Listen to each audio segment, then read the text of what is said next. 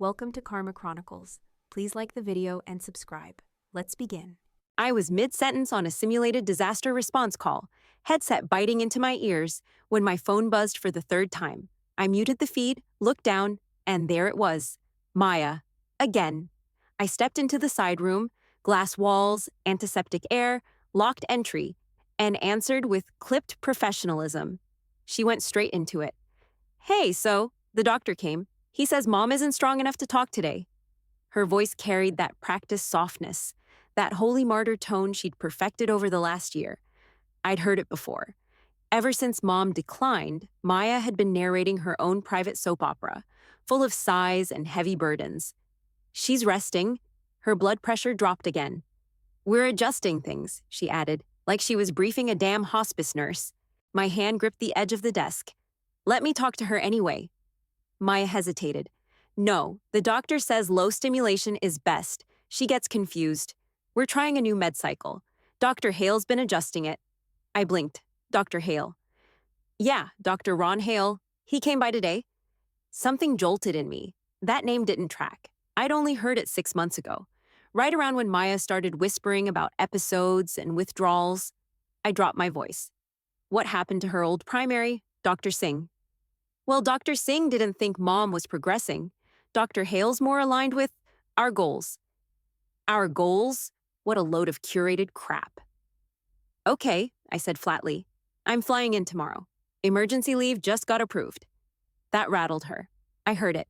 The pause, the scramble. "Wait, tomorrow. That's not necessary. Mom's stable. You coming will it'll throw off her routine." I caught the slip instantly. "Whose routine?" I asked. She hesitated again. "Mine. Mom's." Right. That was the crack. Not a lockout. Not a password change. Just a word. And I knew. "Before we go further, how's your day going and where are you joining from?" "I already booked the flight," I told her. "I'll be there by noon." Silence. Then her voice came back syrupy. "Okay, just don't expect much. She might not recognize you." I hung up. The incident room smelled like Lysol and old coffee. The light above buzzed faintly. Behind the glass, the world of controlled chaos spun on. Crisis actors, timing drills, public perception tracking. I used to run media war rooms. Spot narrative drift in real time. I know when something's being staged. What Maya didn't know. This wasn't a sister flying home for a visit. This was an analyst entering a live operation. Someone was hijacking my mother's life, and I was done watching from the feed. I landed just after noon and didn't even stop for coffee. Rented a nondescript gray sedan and drove straight to the old neighborhood. The streets looked tighter than I remembered, like someone had shrunk them down in my absence. I parked a block away from the bungalow I grew up in. Sat back and waited, engine off, windows cracked. It was hot, the kind of sticky heat that makes your shirt cling. The house looked tired. The porch light was off even though it was mid-afternoon. Mom's roses, she used to prune them like a ritual, were butchered. Jagged stems, too short cuts, no blooms. Just control with shears. I watched the front door like I used to watch security cam feeds. Wide-eyed, still, hyper-aware. Around 3, a dark SUV pulled up. A man stepped out with a worn leather satchel. He moved smooth, practiced, too polished for some neighborhood doctor. Maya opened the door, hair in a tight ponytail, face done, leggings and a chipper blue pullover that screamed suburban saint. She smiled too wide and leaned in too close. He helped Mom to the door, one hand on her elbow, the other guiding her like a stagehand with a fragile prop. He stayed inside maybe 20 minutes, long enough to act thorough, short enough not to be useful. When he left, he barely looked back. What stuck with me was the gesture. He touched her shoulder like they were old friends, not clinical, not appropriate. An hour later, Maya came out again, phone at her ear, waving one hand like she was swatting stress away. Her voice carried, "It's just so hard some days." She forgets everything. I feel like I don't even exist outside of this. But her expression when she turned from the sidewalk, cold, controlled. The moment she thought no one was watching, the act dropped. That's how you know it's a show. I followed her for a while, no rush. She hit the usuals. Pharmacy drive-thru, boutique grocery, yoga studio, then a Starbucks. Every stop had a social angle. Every exit was staged. Smile at the clerk, stretched like she just finished something noble. Then I circled back. The back door of the house was where it always was, behind the cracked gate, past the ivy wall. I pulled out my old key, the one with the faded red cap, slid it in, turned. Click. Still worked. That told me everything I needed to know. She wasn't trying to keep me out physically. She just didn't want me rewriting her script. Inside, the air was heavy with lemon cleaner and something medicinal. I walked softly through the kitchen. Everything was staged to look functional. Fresh fruit bowl, labeled pill sorter, folded dish towel. But none of it looked used. Then I saw Mom. She was bundled in a thick robe, slumped in her armchair like someone put her there for display. TV blaring daytime nonsense. Eyes cloudy. But then they landed on me, and cleared. She blinked hard, recognition, then relief. She reached for the armrests, trying to stand. Her hands shook, but she didn't move, just froze, like she needed clearance. "Hey, Mom," I said softly, stepping in. "It's me." She swallowed. Her lips parted, but no words came. Still, her whole body leaned forward, like it remembered. Then the door opened. Maya swept in like she'd just sprinted from a disaster zone. "Oh my God, you're here already." She dropped her bag dramatically. I didn't have time to prep her. This isn't the best day. I didn't flinch. She seems happy to see me.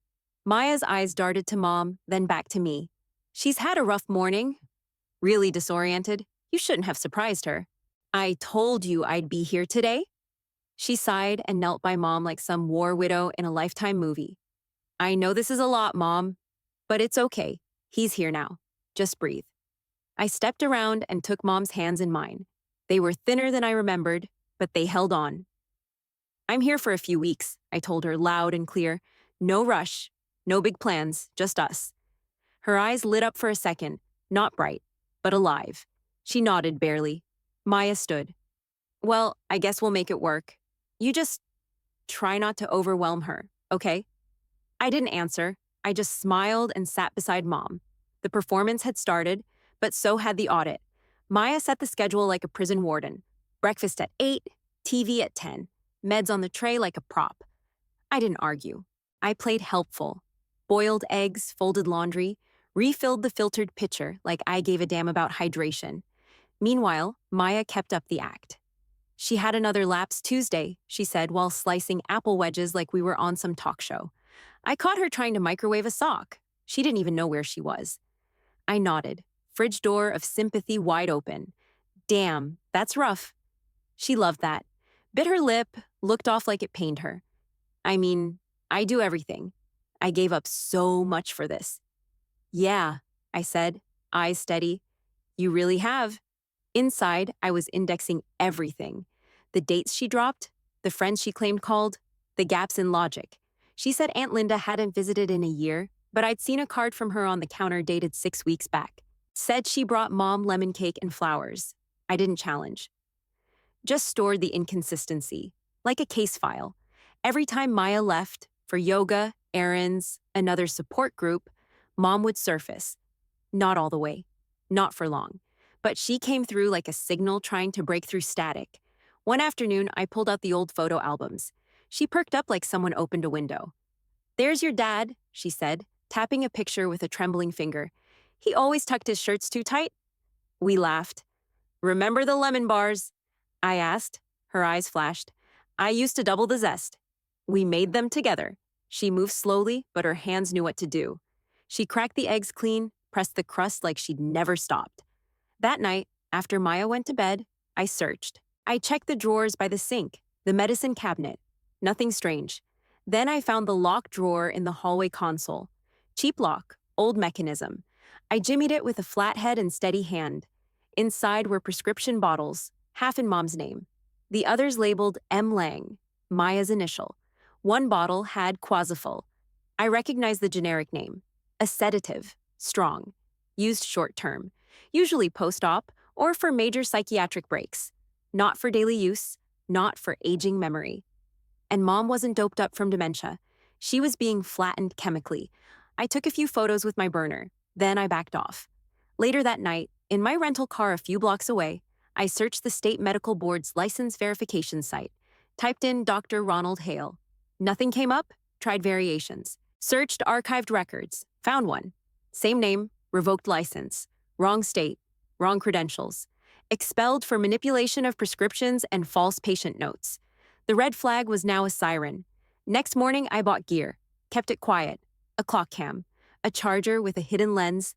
A smoke alarm cam. Easy install. Set up a local feed on a clean burner tablet, offline only. I placed the devices casually. Clock cam in the living room near the TV. Charger in the kitchen by the pill tray. Smoke alarm in the hallway, angled toward Mom's chair. No drama, just coverage. When Maya got home, I told her I had a base-level security briefing in DC might be a night or two. Her shoulders dropped an inch. She tried to fake disappointment, but her voice lilted up. I guess we'll manage. She's been more stable this week anyway. Sure. I drove 2 miles, parked under a shade tree, and tuned in on the tablet. Clean feed, clear audio. She thinks the audience left. She thinks the spotlight is all hers again. Perfect. The footage started rolling that first night I was gone. I sat in the rental, screen in my lap, volume low, heart high in my throat. It was worse than I thought, not louder, just meaner in that quiet, constant way that erodes someone. On camera, Maya picked up the remote from the end table, tucked it behind the cushion, then asked Mom what she did with it. Mom looked around, confused. I thought it was on the tray. Maya sighed. You really don't remember. 10 minutes later, she found it, held it up like a magician pulling a rabbit from a hat. You left it in the laundry basket, Mom. Mom just blinked, ashamed and unsure. Next morning, Maya stood by the sink talking on speakerphone to a cousin, talking slow, dragging out the words like she was giving a eulogy. She thought the salt shaker was the phone yesterday. I honestly worry every time I step out. It wasn't even clever lying. It was safe because Mom wouldn't know it was a lie. Then came the call with Aunt Linda. Mom was laughing, radiant. She had her shoulders up, eyes bright, voice alive for the first time in God knows how long. Then Maya stormed in, hair still wet, face flushed with that martyred panic. Mom, who are you talking to? Linda. Maya clicked the phone off. That was just static, Mom. You've been talking to nothing for 10 minutes. I watched Mom's face fall in real time. That light shut off. That one hurt. Later, the hallway cam caught her in front of the mirror, rehearsing. Her voice cracked just enough for the right sympathy. She screamed all night. I had to sleep on the floor. She tried it again with more tremble. She wasn't prepping for a doctor or a caseworker. She was rehearsing for relatives. She left voicemails for cousins, sobbing, describing midnight wandering, confusion, imaginary bruises. None of it happened. In the kitchen footage, she refilled Mom's pill tray. Mixed in were sedatives from her own bottle, same ones I found in the drawer. Not to knock her out, just to dull the edges. Enough to create the slow fog. She wasn't stealing money. She wasn't after property. She was after the story. The story where she's the lone warrior, the tragic caregiver, the sister abandoned, the daughter sacrificing everything for a fading, fragile woman who can't even work a remote. And when the audience clapped, she believed it. The worst clip hit 3 nights in. Maya stood in the living room after Mom had gone to bed. She looked at the empty chair, then at her own reflection in the window. I'm all she has, she whispered. Then she smiled, small, satisfied. She liked the version of herself she built, the one who suffered, who was owed. I started compiling timestamps, lines, actions, outcomes, everything labeled, organized, filed. Clip 8:43 a.m. Action accuses Mom of losing remote. Outcome finds it herself, falsely confirms memory slip. Clip 2:19 p.m. Action cuts off phone call, claims it was static. Outcome mood crash, loss of joy. Clip 10:11 p.m. Action voicemail to cousin. Quote, she keeps screaming your name in her sleep. Reality, no movement in bedroom since 9:30. I wasn't building a case for court. I was building something stronger, a dossier that couldn't be argued away. Because when 2 people tell different stories about the same life, it's not the louder voice that wins. It's the one with receipts. Watching Maya do this to Mom made me cold. She didn't need money. She needed importance. She needed to be central. She needed to be seen. And now I had exactly what I needed to make her visible for what she really was. The next move had to come from the outside. If I came at Maya with what I had, she'd spin it. Gaslight, twist, cry if she had to. I'd be the angry sibling who Didn't understand. So I made 2 calls, one to Richard Lively, retired elder law attorney, ex-client from a pharmaceutical recall I managed 5 years ago, owed me a favor and still answered on the first ring. The second to Michelle Carr from APS, Adult Protective Services, steady as hell and knew how to read a manipulator without blinking. I told Maya I was possibly deploying. A sudden, short notice rotation. Same story I fed her before. She paused, then smiled through the phone. Well, if that's the case, maybe it's better for Mom. Too much back and forth can overwhelm her. Translation. She thought I was out of the way. That night, the cameras caught her dancing in the kitchen with a glass of wine, alone. Spinning in socks like the war was over, I didn't flinch. The real show was Saturday morning. The doorbell rang at 10 sharp. Maya opened it wearing a soft cardigan and an expression that could win awards. Hi, I'm Maya. Come in, come in. I've just finished tidying up. She'd propped the house like a set, Mom in her nicest nightgown. Walker angled toward the window. Magazine fanned out on the tray. Fresh flowers on the table like joy bloomed there daily.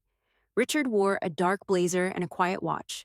Michelle came in flat shoes and carried a notebook she didn't bother opening yet. They introduced themselves simply. No pretense. Just presence. Maya launched into her monologue almost immediately. It's been a long year. Honestly, I've barely slept since March. I left my job. I just couldn't juggle it all. You know how it is with memory patients? Richard nodded politely. Michelle said nothing. She kept going.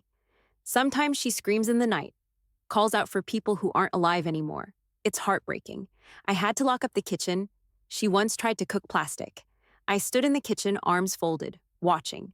She was good, better than I thought. Every pause was timed. Every sigh landed like she'd rehearsed it in front of a mirror. Because she had. She doesn't always know who I am, she added, choking up a little.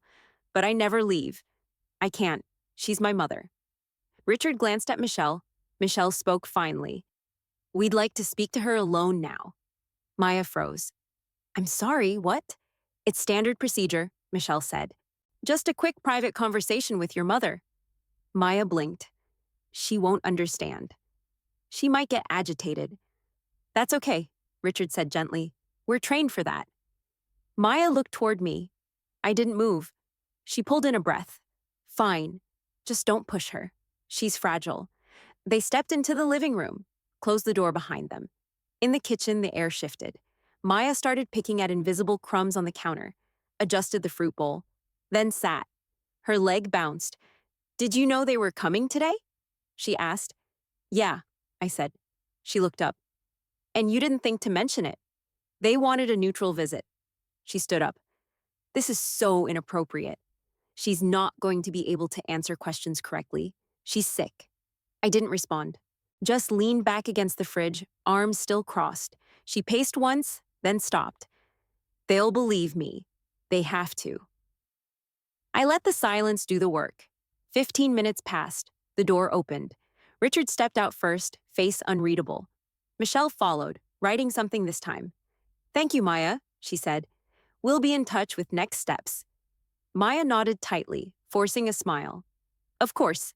Anything to help. They left without ceremony. Maya turned to me, eyes sharp now. Was this your idea? Nope, I said. This was theirs. She didn't believe it. But she also didn't argue. The audience had shifted, and she felt it. Richard and Michelle came back into the kitchen 5 minutes later. Their faces were different now. No polite detachment, no cautious feelers. Just quiet steel. Maya was still standing by the sink, arms folded like a hostage negotiator waiting for a misstep. Michelle opened her folder. We have a few follow-up questions, Maya. This'll only take a moment.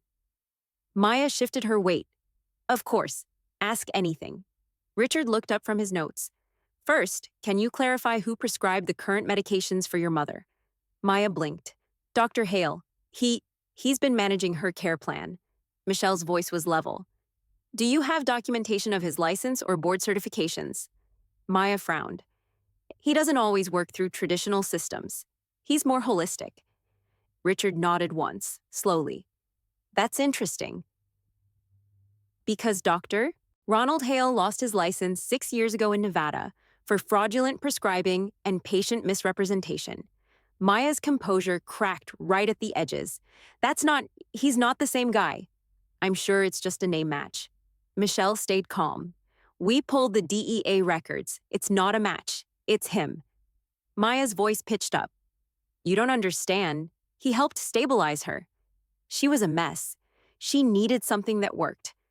Something like sedatives from your own prescription bottles, Richard asked. The air in the room dropped 10 degrees. No, Maya snapped. Those were mine, separate. But they were found in your mother's weekly pill organizer, labeled with her initials, Michelle said. We have photo documentation. She turned toward me. You set this up. I didn't respond. I pulled the burner tablet from my bag, laid it flat on the table, and tapped the screen. The video loaded. The footage filled the room. Mom laughing on the couch, full and alive, talking to Aunt Linda on speakerphone. Then Maya walked in, grabbed the phone, and delivered her line like she'd practiced it 100 times. That was static, Mom. You've been talking to no one. The silence afterward was louder than anything I could have said. Michelle laid a file next to the tablet. That includes timestamps, statements, and a chain of custody for all relevant substances, including the sedatives, the video files, and the falsified voicemails. Maya's mouth opened, then closed. She looked at Richard. This is a setup. You're all in on it. No one here is against you, Richard said plainly. But the facts don't lie.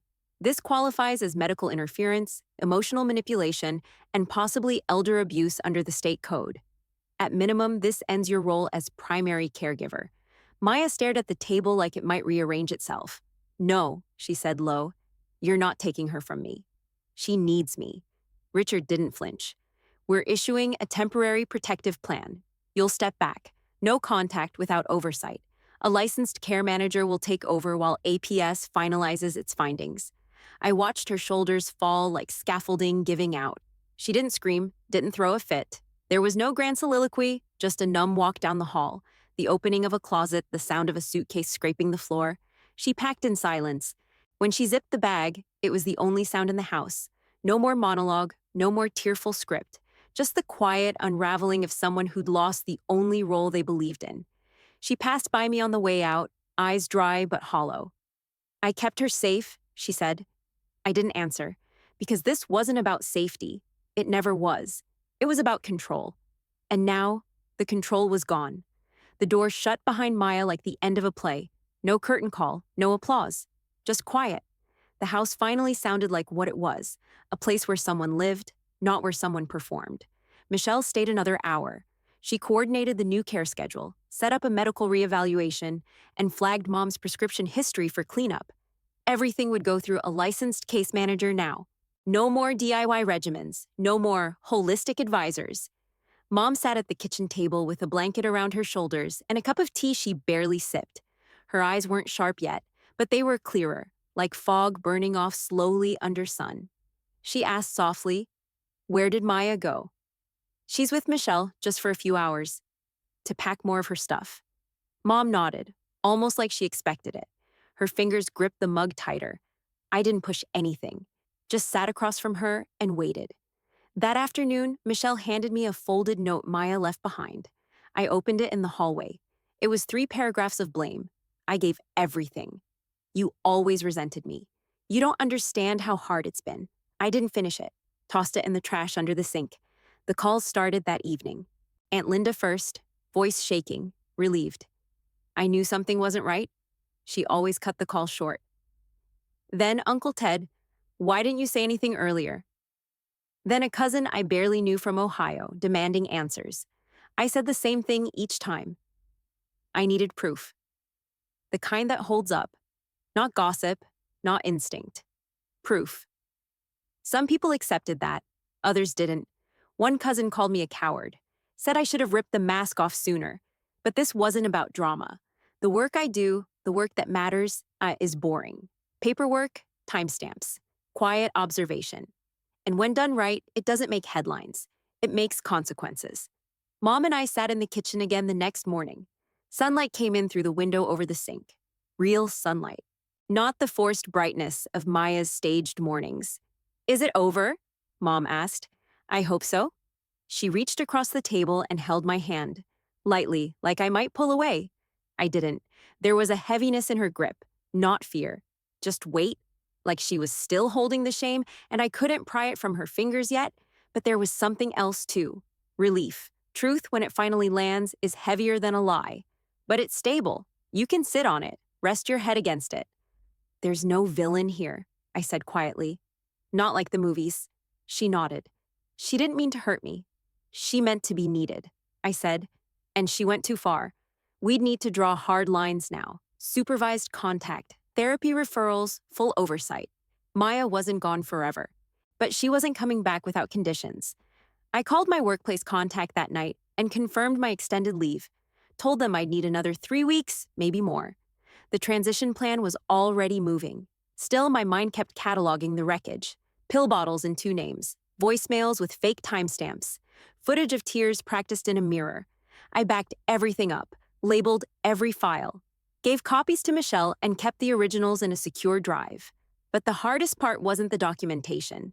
It was the small daily recalibrations, like when Mom reached for the phone and froze mid-dial. "Can I call Linda?" she asked. "Yes," I said. "Anytime you want." She smiled, almost embarrassed, then finished dialing. Or when she asked what day it was, then remembered before I could answer, and looked proud just for knowing. Every one of those little moments chipped away at what Maya had built. And everyone reminded me that this wasn't just a cleanup, it was a reclamation. We started with the pill box. I brought it to the table and showed her how to split the new prescriptions. Real ones now, from a licensed doctor who actually returned calls. Mom frowned at the tray. "I don't need help." "I'm not helping," I said. "We're doing it together." She scoffed but sat down. Her hands shook when she picked up the first bottle.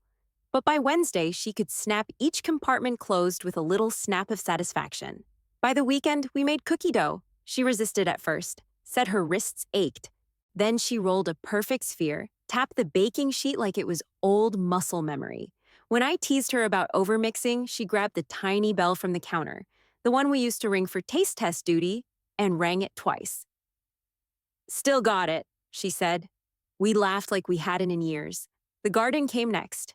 The roses were half dead and choked with weeds, but the roots were still there.